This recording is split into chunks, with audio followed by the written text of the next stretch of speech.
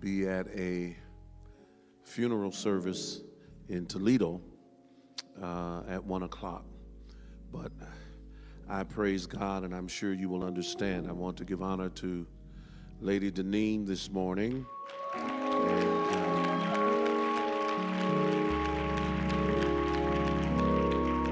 to all of the leaders of the women's department, evangelist Myra Williams, elect Lady Belinda Scott, and we'll have to come up with a name for Cindy Flowers. We just praise God for their leadership. Why don't you give them a great big God bless you? Hallelujah. I'm not going to be long, but I want to be effective. Let's go. I had several things that I wanted to talk about, but the Lord honed in at about 5 o'clock this morning, woke me up, and I went downstairs and got happy. Let's go to Mark, the 14th chapter. I know it's bothering me. I don't know if y'all could smell like gas. Yeah, I was putting gas in my wife's car, and it came out. And so I stepped in it, so I'm not going to blow up or nothing. I just want y'all to know it's not you all. Let's turn to Mark 18. I'm sorry, Mark 14. There are no 18 chapters in Mark. It's only 16. Mark 14. And we want to read into your hearing the first through the 8th verse. And the 8th verse, we will extrapolate our subject. Thank you. Mark 14. If you have it, indicate by shouting amen. Amen.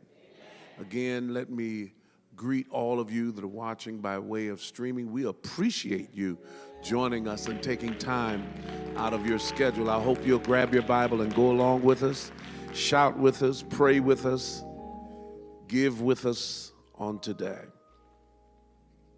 If you have Mark 14 and 1, indicate by shouting amen.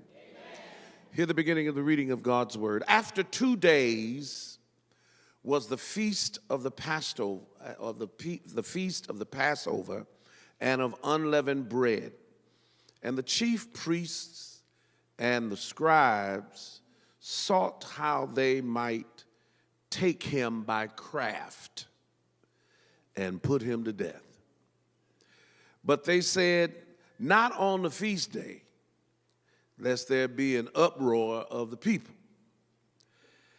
And being in Bethany, in the house of Simon the leper, as he sat at meat, there came a woman having an alabaster box of ointment of spikenard, very precious, and she brake the box and poured it on his head. And there were some that had indignation within themselves and said, why was this waste of the ointment made? For it might have been sold for more than 300 pence and have been given to the poor. And they murmured against her.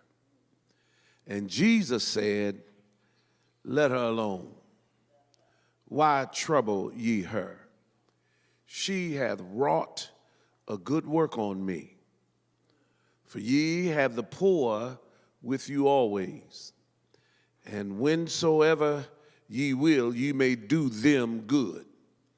But me ye have not always.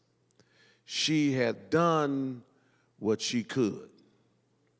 She is come aforehand to anoint my body to the burying. So far the text.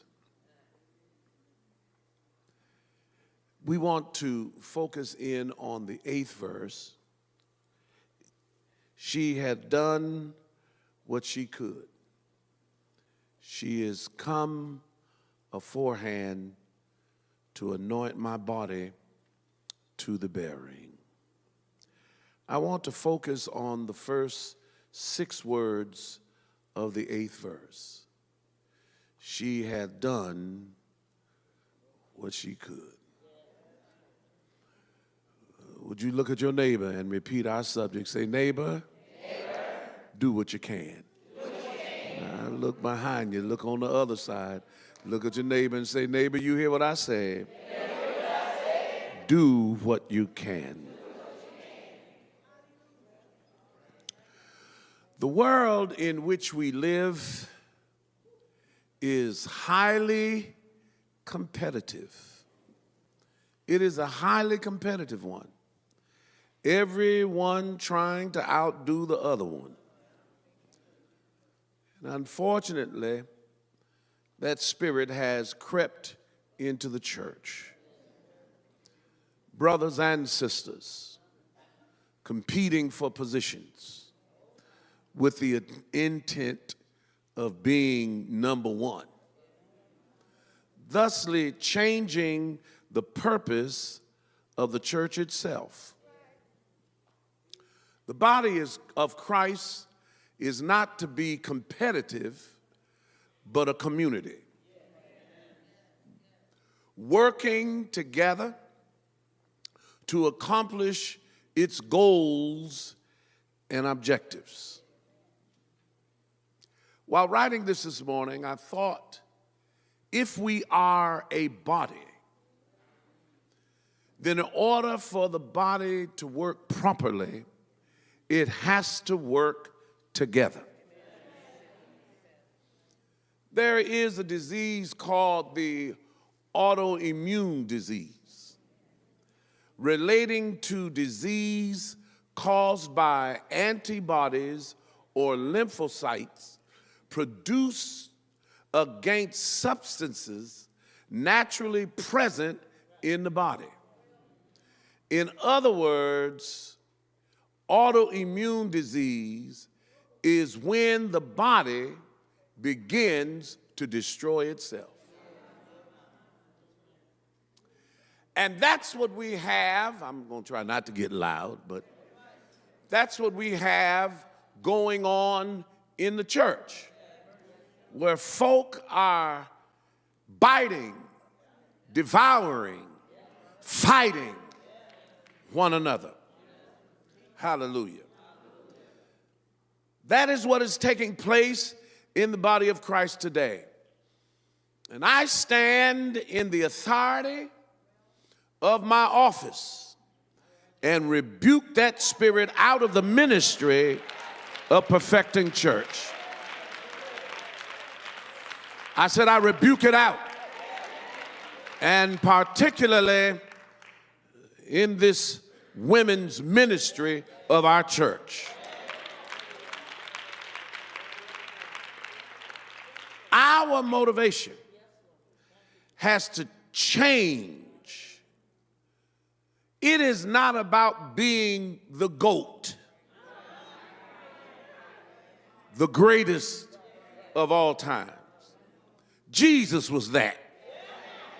Well, let me correct myself. He would have been the loat, the lamb of all time. That does not mean that we create an attitude in the church of apathy. And apathy is a lack of interest, enthusiasm, or concern. You don't just float around like a twig on the shoulders of a mighty stream and leave whatever's going to happen up to somebody else. Hallelujah. But rather, we should have the spirit of the woman in our text. So let's look at it.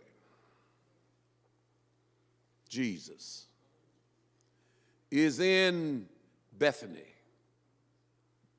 sitting in the house of one Simon the leper.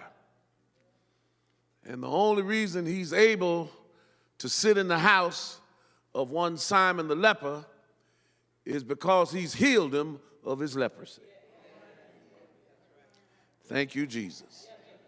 See, Jesus can sit when you get healed.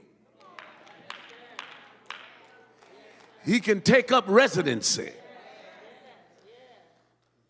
And as he's sitting there, more accurately lying on the floor, an uninvited woman breaks in, carrying an alabaster box filled with very precious ointment of spikenard. She bursts the bottle over the head of Jesus. The fragrance immediately fills the room. And everyone in the room appreciates the aromatic effect of her decision. They're not going to enjoy the aroma if she doesn't break the bottle. Everyone appreciates the aromatic effect of her decision. The mood in the room has changed. Hallelujah. Jesus' head is now wet with the content of her broken box. And in that moment, that holy, sacred moment, some disciples are taken with indignation. You see, when you come to church, everybody's not coming for the same thing. When you come to church, everyone present doesn't want the same thing.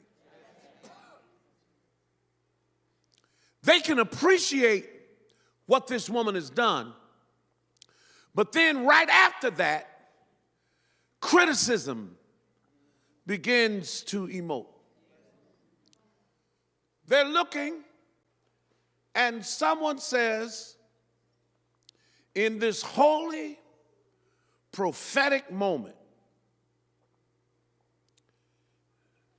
some of the disciples are taken with indignation, calling it a waste. Give me some more. Calling it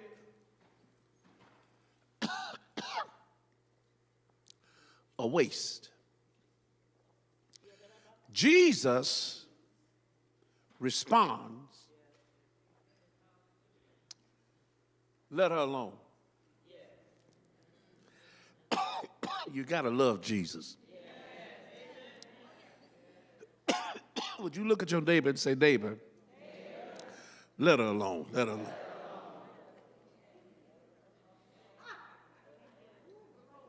Yeah.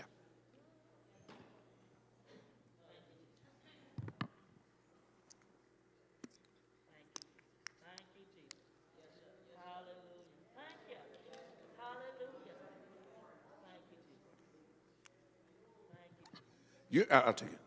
You're in the act of prophetic utterance, and folk get mad. You're prophesying. You're worshiping. And folk in the room are being filled with indignation. But Jesus is saying, let her alone.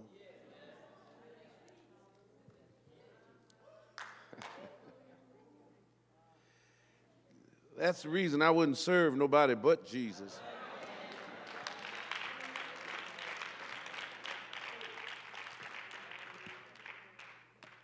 He understands the intent and the whole of what it is you're doing. Jesus takes control of the moment. And this is what I want to, and I'm just about finished. He can take control of the moment with a different perspective. Some have concluded that this box was worth more than 1 year's salary. That's the reason they called it a waste, because she broke this box over the head of Christ, and 1 year's worth of salary is just dripping down his head. So other folks said, listen, I could have did something with that money. And then they jump religious and say, well, the least we could have did was feed the poor. You weren't thinking about the poor. You weren't thinking about the poor. And you're just mad because of what someone else is doing. Listen, when you understand the dynamic, folk want attention. And even if it's bad attention, they still want attention. They're trying to focus themselves or seek themselves to the one that really matters. Now, yeah, I know I got the right message here. Maybe not you, but maybe you know somebody that really wants to be seen. And so they're taking what this woman has done as an act for her to be seen or noticed by Jesus. What sense does it make for you to bring that special, precious ointment and break it over Jesus? You just want to be seen. You just want the pastor to see you. You just want the elders to see you. You just want people to think that you're something. And Jesus says, leave alone.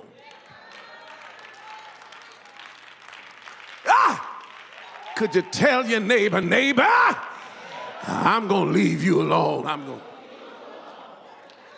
God judges what is in the heart. God judges the intent. Don't you let anybody stop you from doing what God has called you to do.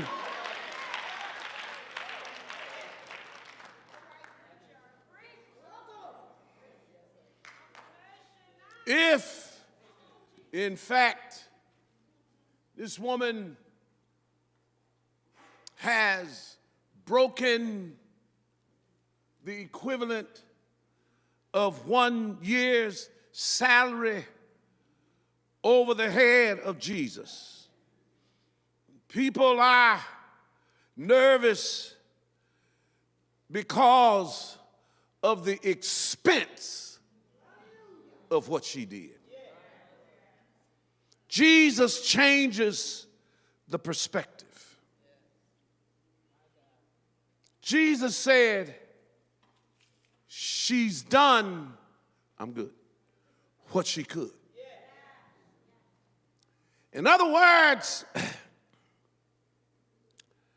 I'm worth more than 1 year's salary.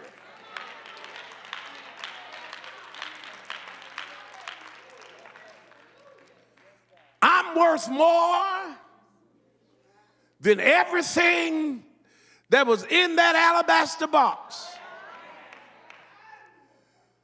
But leave her alone because she did what she could. That's what I want to leave with you today. Do what you can. With all the vigor and excitement you have, with everything that is in you, do what you can. Not in competition, but in community. Leave perfecting church better than when you found it. Look at your neighbor and say, neighbor, do what you can. I don't have to be better than you. I'm just going to do what I can. That don't mean I'm going to pull back to the rear. It means I'm going to give everything I got. But I need some ladies that's going to make a commitment this morning to do what you can. Look at your neighbor and say, neighbor, I'm going to do what I can.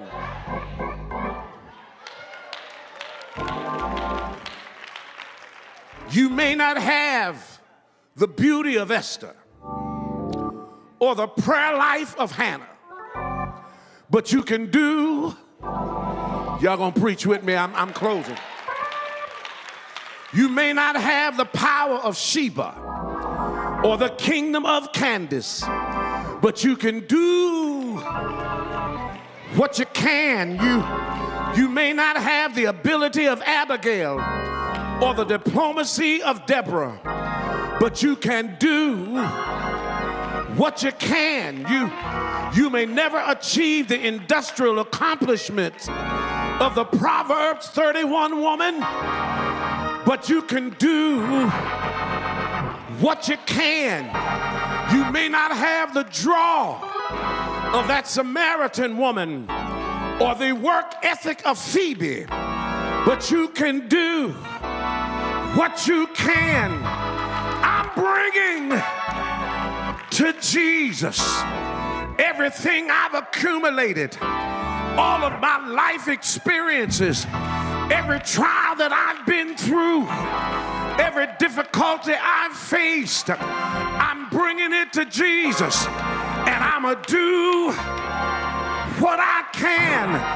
Throw your head back and say, I'm going to do what I can.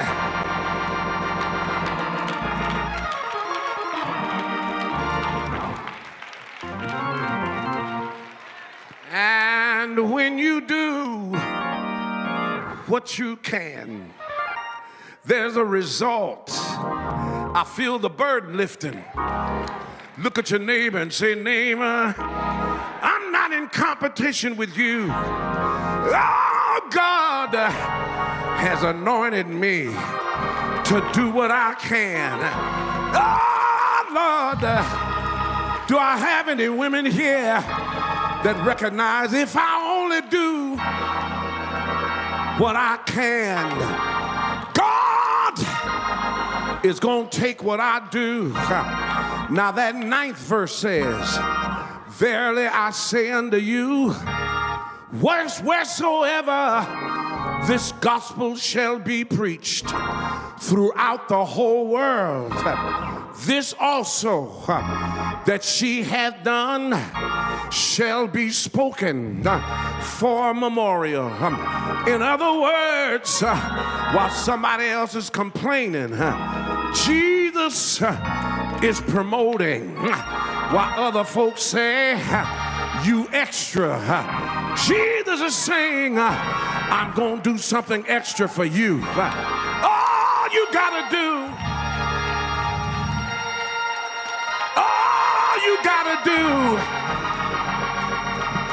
I'm taking my seat. All you gotta do is what you can. Yes, yes. I don't have to worry about being in competition with you. I'm gonna do what I can. And when God gets what I can, he's gonna promote me. I'm gonna be in places that I never thought I would be in. I'm gonna speak to people that I never thought I would reach, simply because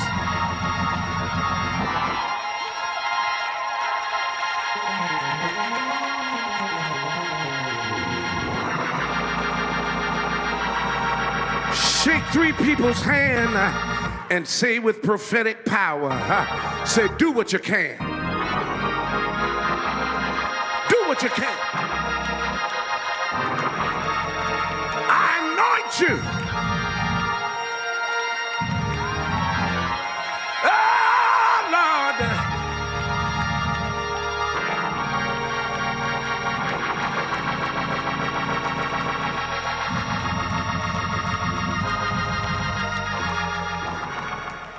Everyone standing.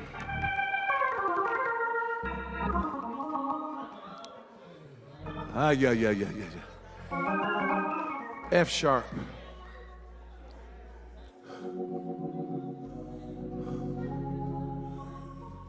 You may not sing like an angel. You may never preach like Paul. But you don't have to be a stranger to the wealth he's placed within us all. In all you do, let your love light show. Then everyone will know that's the love of God.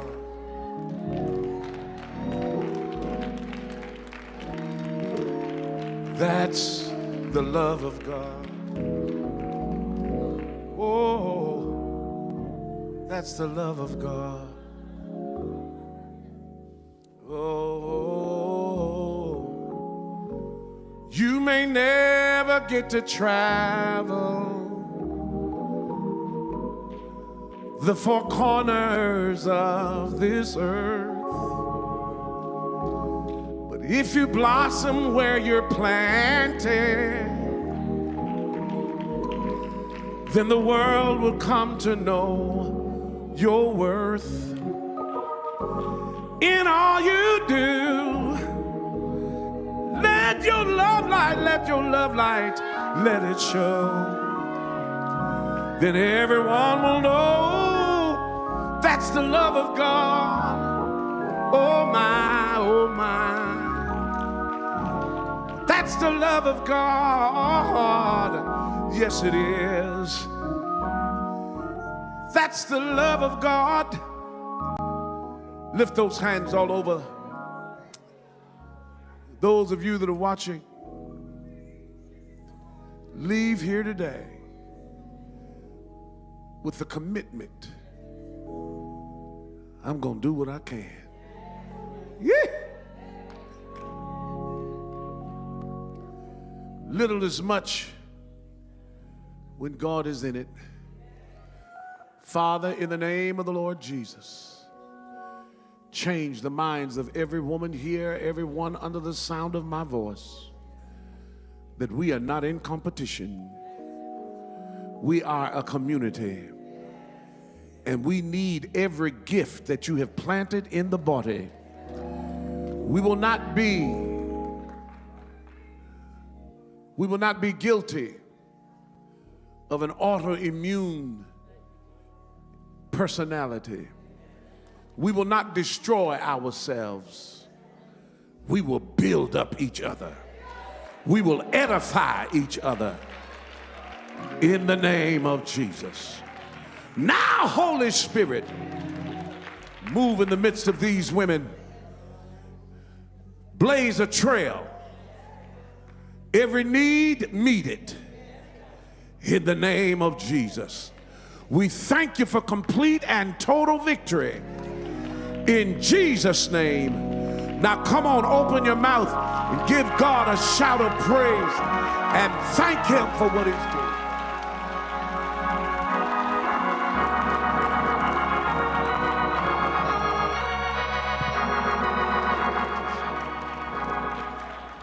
Come on, come on.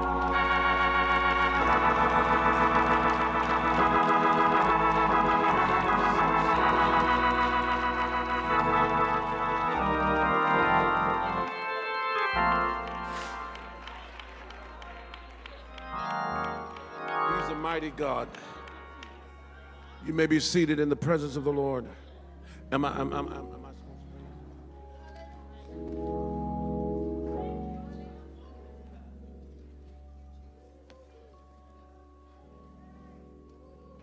If we understand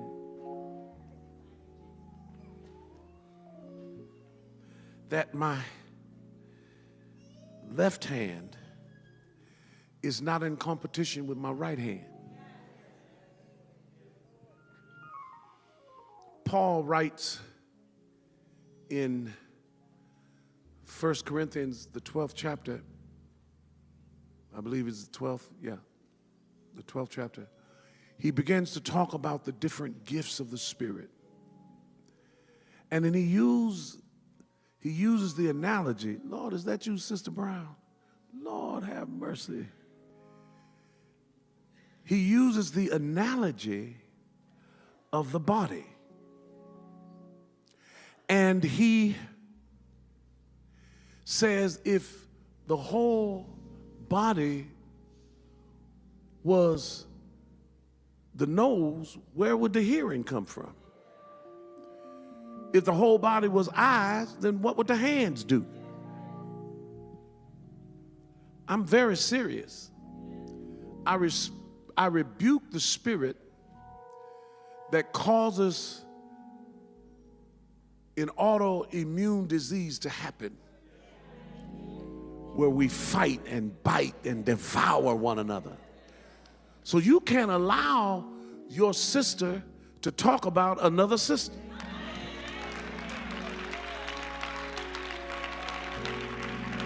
No matter how deep they seem. Well, see, I know spirits, yeah. Maybe she just doing what she can.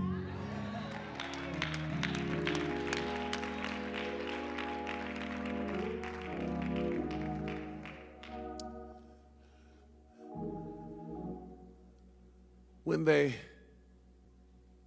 came up with the law of, I believe it's Article 9, which allowed girls to participate in sports and made it mandatory.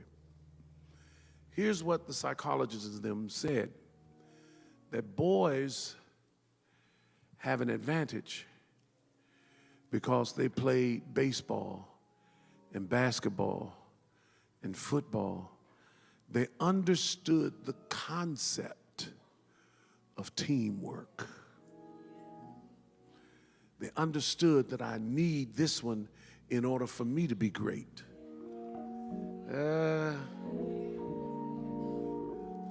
I think that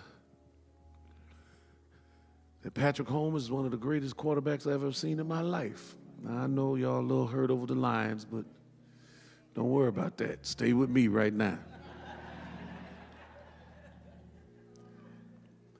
But as great as he is, he's nothing without an offensive line. And if I was giving out money today, y'all couldn't tell me, if I did it, you couldn't tell me who's on the offensive line. No. But you don't know that. Okay, come tell me an offensive lineman. No, okay, thank you.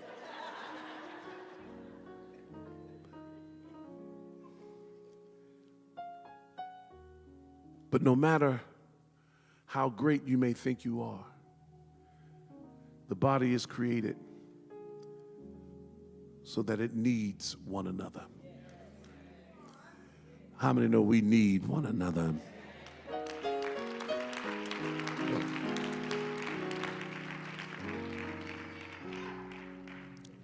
Hallelujah.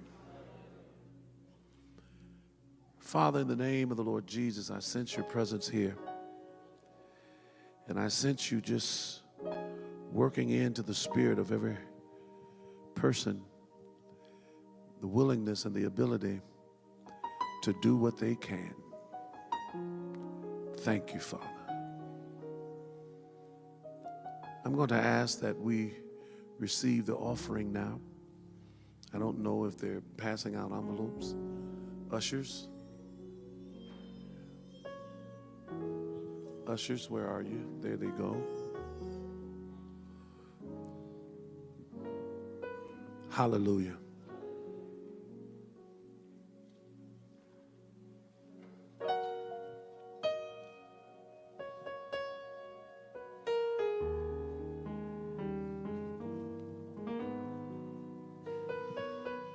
I'm going to sow a seed of $100. And I don't have a problem, as you know, asking. But in the spirit of this lesson today, I want you to do what you can. How to give is on the screen. Those of you that are watching, I want you to give. I really want you to give. Because this doesn't happen without expense. And because they wanted to bring it to you, we had to pay for folk to be here to take the cameras and do all what they're doing. We're not complaining, but it's for you. So I want you to feel an obligation to give. You can give at $PC Detroit, or you can text perfecting to 7, whatever that number is, and you can send in a check, or you can go to PC Detroit, Zelle@gmail.com. Today, I just want you to give what you can. Now, if somebody break out 1 year's salary, they're not trying to show off. Are y'all hearing me? They just doing. I think you got it.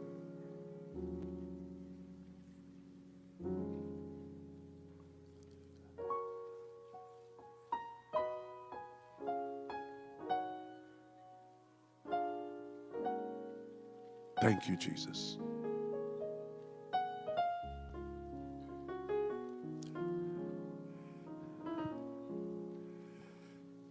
Is there, are they putting women's department in the notes? Come on. You didn't tell me that. If giving by Cash App, please put women's department in the notes. And then on the text to give, there's a giving fund that says Wonderful Women of PC. Okay? Wonderful women. Wonderful women. Wonderful women. Amen? Doing what we can. Okay.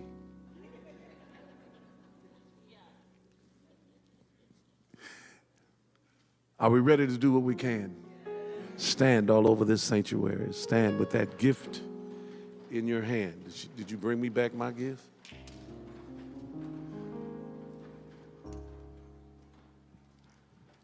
How many know this is going to be a great year? Lift that seed up. Father, we honor you. We thank you for the opportunity to give. We stand amazed at your ability to take so little and to do so much with it. Bless now both gift and giver according to their faithfulness and according to their cheerfulness.